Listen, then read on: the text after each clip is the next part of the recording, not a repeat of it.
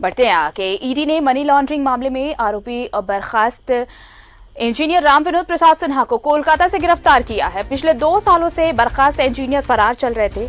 2 दिनों की transit remand लेकर ईडी की टीम रांची लाई है और आरोपी इंजीनियर को ईडी की विशेष कोर्ट में प्रस्तुत किया जाएगा। बता दें आपको कि पेश कर दिया गया। कोर्ट ने मेडिकल और कोरोना जांच के लिए उन्हें रिम्स भेजा है। तकरीबन 3 करोड़ यानी 2,79,000 रुपए के मनी लॉन्ड्रिंग 2 करोड़ 79 लाख रुपए के मनी लॉन्ड्रिंग मामले में आरोपी की तलाश थी और आरोपी इंजीनियर को लाया गया ईडी कोर्ट में पेशी के लिए। उसके बाद मेडिकल और कोरोना जांच के लिए रिम्स भेज दिया गया।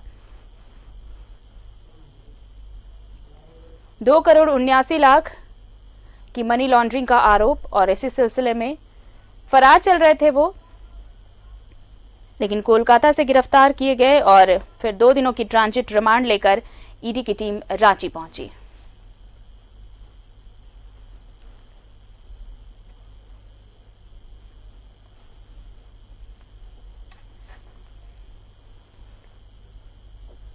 और इस वक्त हमारे साथ रांची से सहयोगी विनीत जुड़ रहे हैं। सीधे चलते हैं उनके पास। विनीत, अब देखिए ट्रांजिट रिमांड पर लेकर आई और अब उन्हें कोरोना जांच के लिए रिम्स रेफर कर दिया गया है। साथ ही साथ अब गिरफ्तारी हुई है, पूछताछ होगी, तो अब कई और खुलासे भी होने की उम्मीद।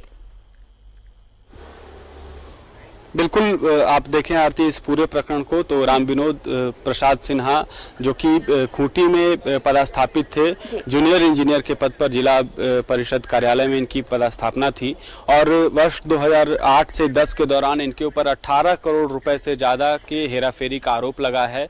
जो भी राशि इन्हें सरकारी खर्च में जिससे योजनाओं में खर्च करनी थी वो इन्होंने अपनी पत्नी, अपनी बेटे और अपने बेटे के अकाउंट में ट्रांसफ़र करके उस पैसे का गबन किया, उस पैसे को इनकी हेराफेरी की इन्होंने। जी। और लंबे अरसे से ईडी को इनकी तलाशी थी। इस मामले में अब तक 4 करोड़ से ज़्यादा की संपत्ति ईडी के द्वारा अटैच कर ली गई है।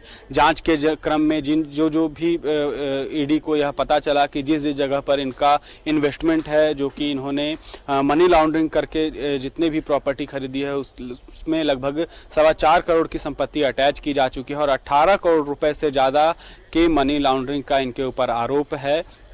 तो अब लगभग 2 वर्षों से यह फरार चल रहे थे। ईडी ने इन्हें गिरफ्तार कर लिया है और ईडी की स्पेशल कोर्ट में प्रोड्यूस करने के बाद जो भी कागजी कार्रवाई है वो सारे प्रोसीजर पूरे करने के बाद इन्हें कोरोना जांच के लिए राम विनोद प्रसाद सिंह को ईडी की स्पेशल टीम के द्वारा ले जाया गया है। वहां पर सबसे पहले इनकी कोरोना जांच होगी, उसके बाद मेडिकल जांच करके न्यायाधीश के आवास पर प्रोड्यूस किया जाएगा इन्हें।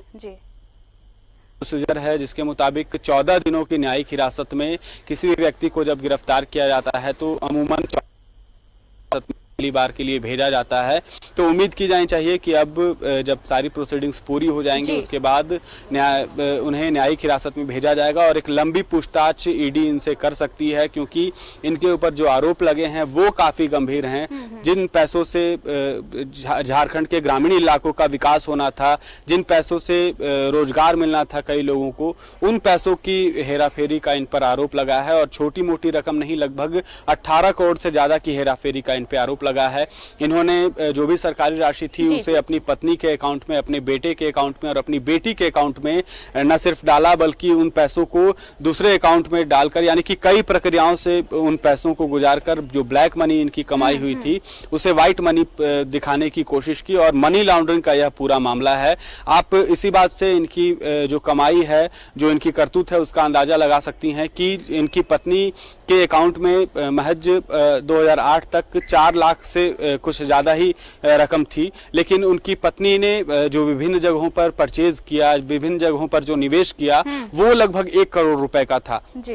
इनकी बेटी जो कि उस वक्त पढ़ाई कर रही थी उसके अकाउंट में 35 लाख रुपए से ज़्यादा आ गए। इनके बेटे के पास 48 लाख रुपए से ज़्यादा अपने बेटे के अकाउंट में इन्होंने ट्रांसफ़र किए। तो सारे परिवार को हम कह सकते हैं कि पूरे परिवार की मिलीभगत से मनी लॉन्ड्रिंग का एक संदेह बनता हुआ दिख रहा है राम विनोद प्रसाद सिंह पर। और अब जब ईडी के हाथ लग चुके हैं, ईडी ने गिरफ्तार कर लिया है राम विनोद प्रसाद सिंह को, तो और भी कई खुलासे हो सकते हैं कि जो इतनी बड़ी रकम इन्होंने मनी लॉन्ड्रिंग के लिए या फिर जो भी हेरा फेरी इन्होंने की है, कहां कहां इन्वेस्टमेंट की है और कौन कौन इनके राजदार हैं, इन सारी चीजों से अब पर्दा उठ सकता है। आरती, चलिए, शुक्रिया विनीत आपका तमाम जानकारी के लिए।